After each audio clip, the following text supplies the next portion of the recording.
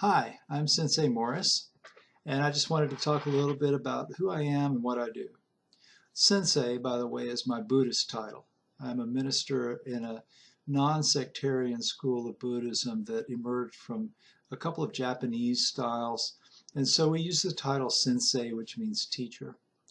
However, what's probably most relevant to you is what you might consider life coaching or mindfulness coaching, using principles of Japanese psychology.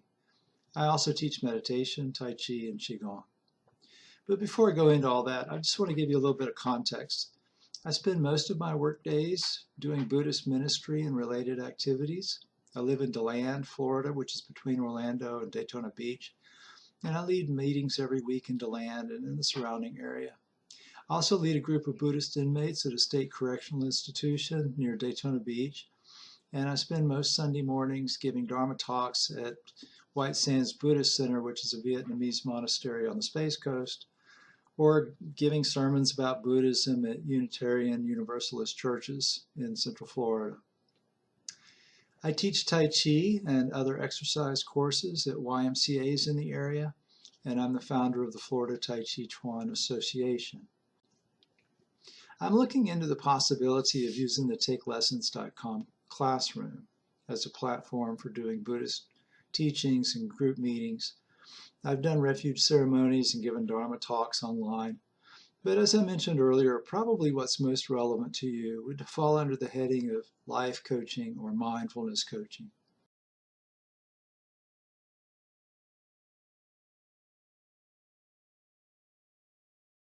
And this can include meditation instruction, but there's more to it than that.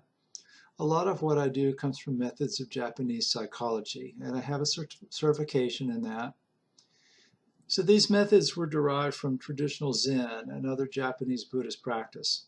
So I help students to learn to use Zen approaches to working with your attention, for example, or a Shin Buddhist self-reflection technique. And we do these both as spiritual practices, but also as ways to live life more fully in more of a coaching setting. So a lot of people come to things like this wanting help with a particular issue, wanting help with a relationship or work problems or something like that. And these things can be helpful for that sort of thing, but unlike therapy, where you might go into work on a specific issue or a mental health crisis, I really want to concentrate more on helping you to develop global skills and strengths that will make you more mentally fit overall. So I look at it kind of like getting personal training for your mind. So to get started, I recommend that you begin with a 1-hour session. And then after that, depending on what all you want to do, we can usually drop down to 30 minutes at a time, meeting once a week. I give you activities to do in between sessions with me, so you really work every day on developing these skills and strengths.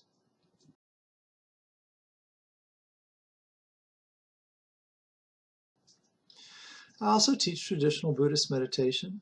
As a Buddhist, I've been meditating for a really long time. I'm a recognized lineage holder in Rinzai Zen, but I also ordained previously in the Thai order, which is Theravada Buddhism, and where I trained in Vipassana, which is what's sometimes referred to in the West as mindfulness meditation. So if you want to learn how to meditate, we can certainly do that.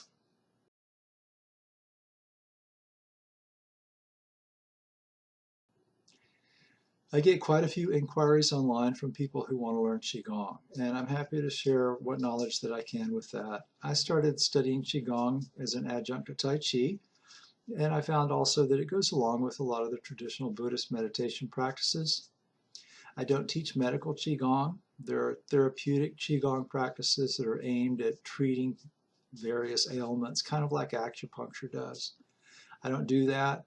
The Qigong that I teach is very beneficial, but it's more for general mental and physical wellness. For example, programs like mindfulness-based stress reduction tend to include some sort of mindfulness movement or meditative physical activity like gentle yoga to help the participants to work with feelings that arise in the body during mindfulness training. In Path of Freedom, which is a mindfulness-based emotional intelligence program that I do at the correctional institution with inmates, they encourage us to incorporate yoga or qigong or something like that. So I include qigong exercises when we do that program in the prison. I also include qigong in programs I've done like Tai Chi for people with Parkinson's disease. This kind of activity is very beneficial for people who are dealing with that kind of nervous system disorder, or for people who work with PTSD, that sort of thing, where sitting meditation can be very challenging.